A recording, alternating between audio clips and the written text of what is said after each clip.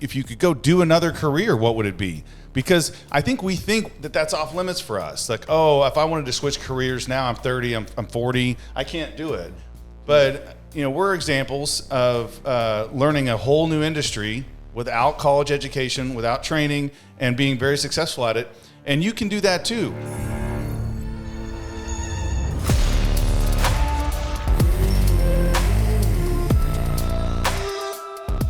All right, what is up, and welcome to How to Invest in Commercial Real Estate.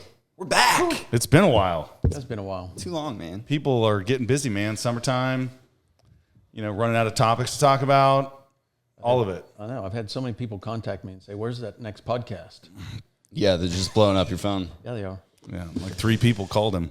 Well, we have been busy, nevertheless. Yeah, we're buying stuff. Buying all kinds of stuff.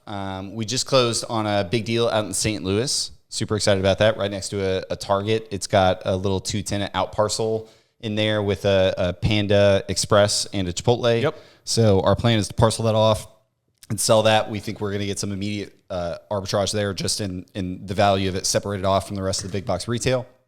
And then we've got another 80,000 square feet of big box retail back there. And it should be a great long-term cash flowing investment. Yeah, closed on that last week. And then we've got another deal closing in Amarillo, I think around July 10th. Yep, here in a couple weeks. So super excited about that. And then after that, we've got a pretty good sized deal down in Houston. Yeah, actually, we're a week into due diligence on that one. It is a grocery anchored center in Houston, like you said. 14 million-ish. Yep. So St. Louis was almost 11. Amarillo is going to be like 5. I think 4, maybe. 4. Amarillo is kind of a piece of shit. But it's close to $30 million in 2 or 3 months. Let me clarify. Amarillo is a piece of shit. So everybody needs to invest in Amarillo. Dude, I'm just saying. I mean, Amarillo is kind of like it's a smaller cash flowing gem. There we go. It's one of those. Yeah, one of those. Value add. It is a value add. I mean, it's an older center. It's a little bit of a workforce area of town. Owners haven't taken care of it, but we're getting it at the right price. There's room to raise rents. We're going to be fixing the roof. We're going to be fixing parking lot. We're going to make this thing into a nice center.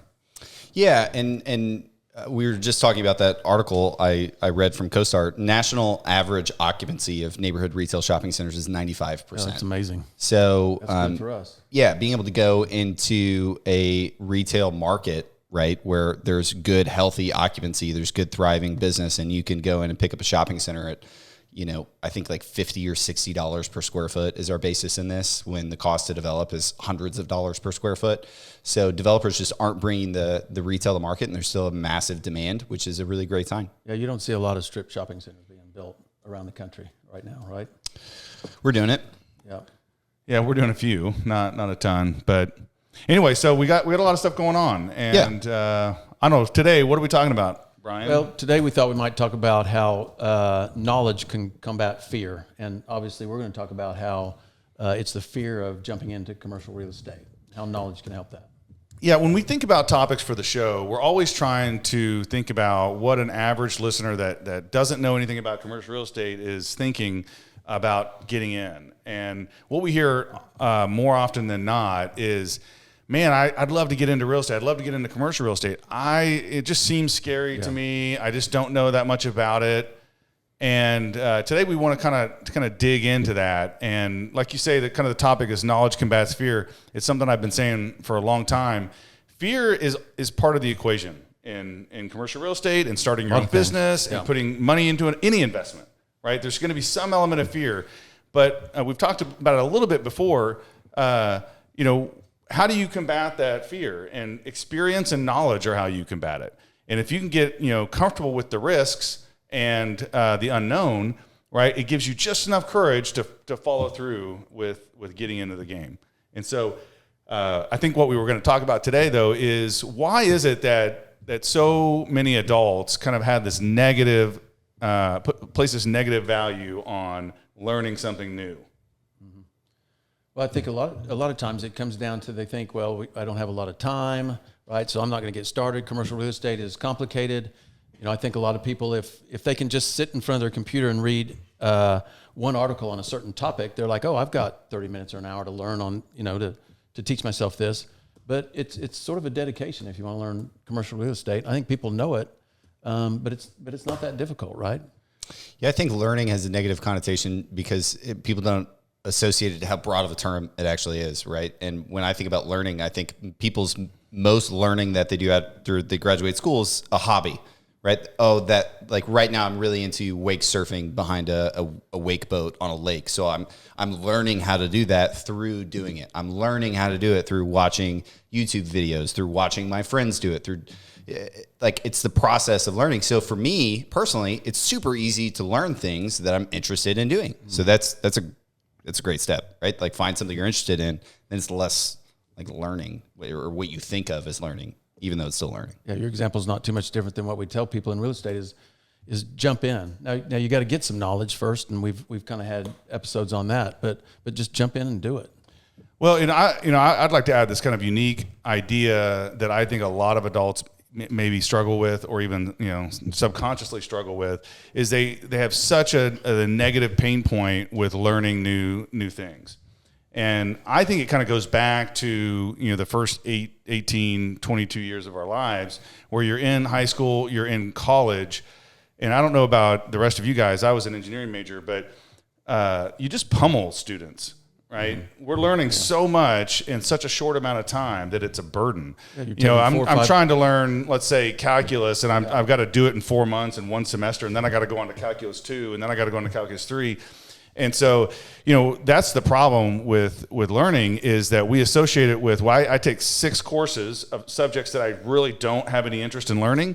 And I gotta learn all there is to know about that, or most of it, in this 4 or 5 month window of the semester.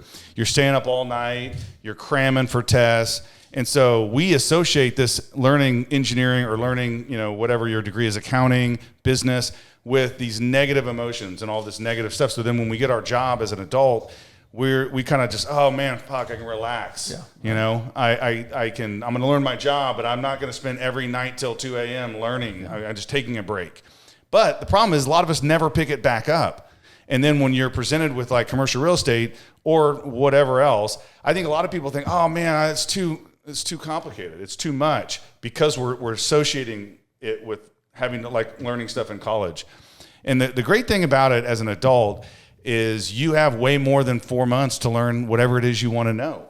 Right? You can take 3 years. Okay. You can do it on your own time. You can do it casually. You can pick subjects that you're interested in. You can pick media that you're interested in. Instead of reading a textbook, you can watch YouTube videos. You can talk to experts. There's all these ways that we can learn. And I find, I learned a whole new industry, commercial real estate, on the side. But that's because I got onto this concept that I can learn a little bit every day in something I'm interested in. And years go by, and slowly I become an expert in something that I had no training in. And so anyway, you guys have any thoughts on that kind of concept? Yeah, I mean, learning for most people is painful, right? They associate it to a waste of their time. I mean, I remember sitting in algebra thinking, "Oh my gosh, I'm never going to use this," or calculus. I mean, there's a lot to that, because it was kind of forced upon you. College isn't necessarily forced upon you, except by social, peer pressure, I guess, or your ability to want to succeed. Or nobody goes to college because they're like, "Oh man, I'm so excited to go into calculus." Typically, it's later on in their major, and then when you are doing that, you're envisioning that career, and that career is, a whole life, right? It's a home, it's a financial future. You're envisioning all that, so it makes it more tolerable. And I think that's what it is for me in commercial real estate, right? Like securing my financial future and securing my wealth and being able to do whatever I want with my family, hopefully when I want to do it, and be able to provide for them, is a hobby. So I enjoy doing things that add to that story, that add to that, mental picture in my life. So yeah, nobody's asking you to go learn calculus. That would suck. I wouldn't want to do that. Nobody really wants to do that, but you've got to find some sort of purpose.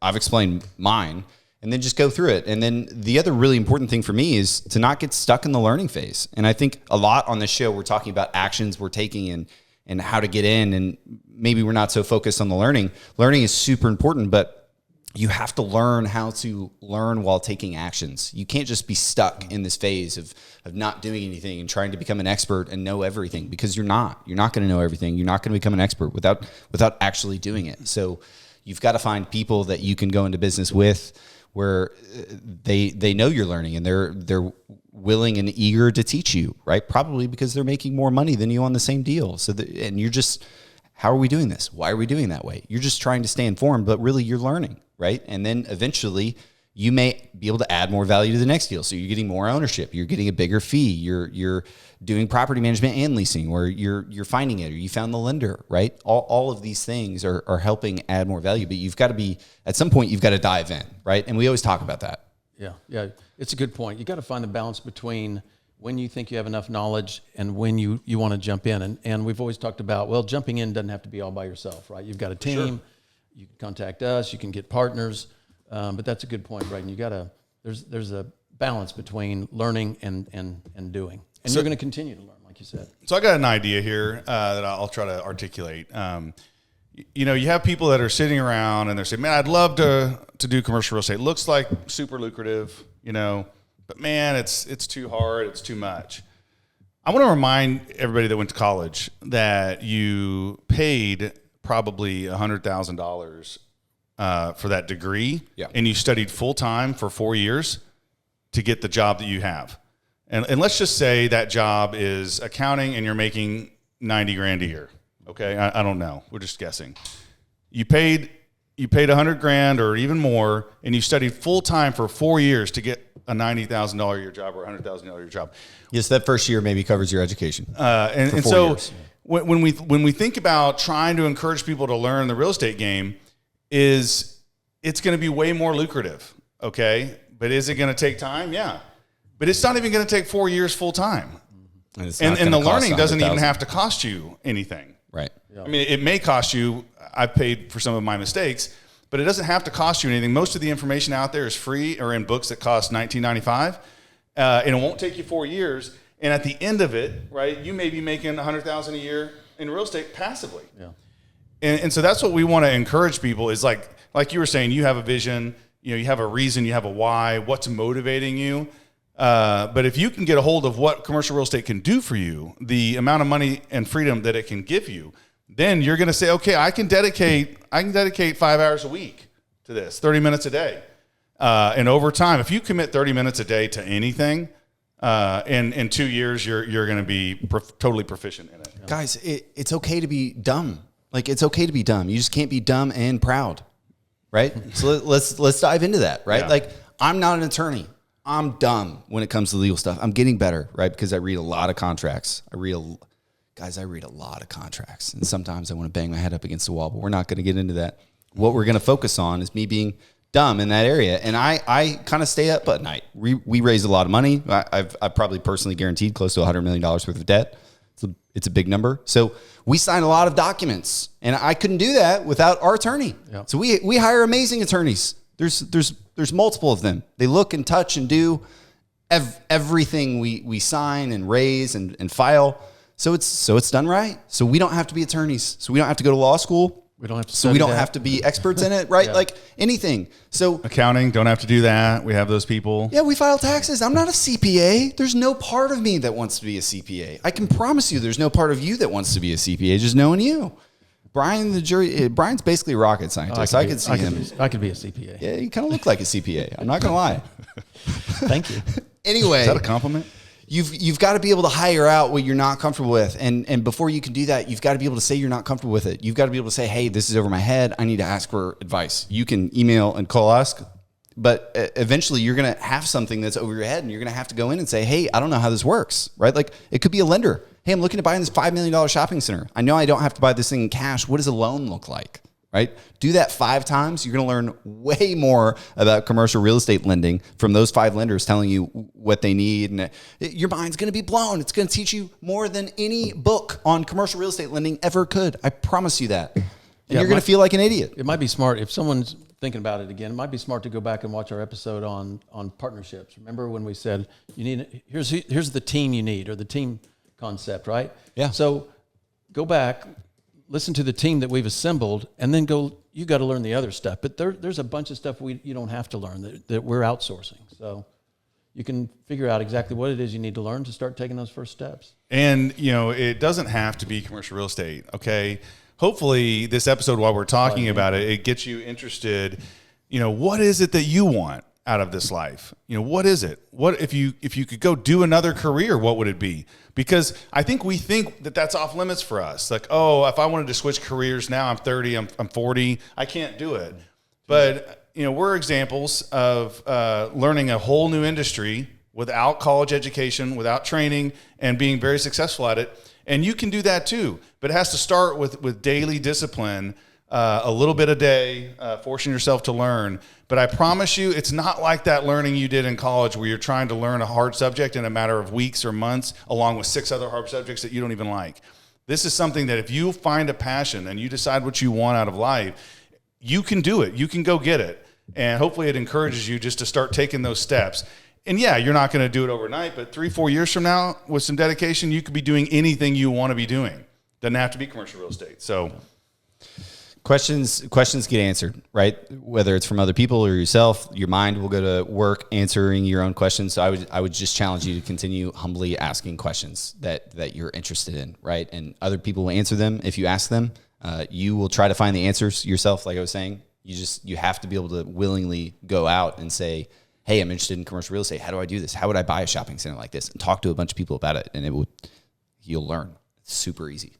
So I'm going to leave you with a thought, and it's incorporated into something else I've been working on. But you can have exactly what you want out of this life, not what others tell you can have. So just let that sink in. Start thinking about life on your terms. What do I want out of this life, and not what other people tell me I can have. And just go for it, man, because life's too short to be doing things you don't want to do. And I know we push commercial real estate because it's given us freedom, but it can be anything that you can put your mind to. So I think it's a famous Will Smith quote that people spend money they don't have to impress people they don't like or don't know. Or yeah, they don't know and don't like. It's just funny. Anyway, we actually are shooting another podcast tomorrow. So we will be back next week with another super exciting interview with Kmart. All right. Thanks, guys. See ya.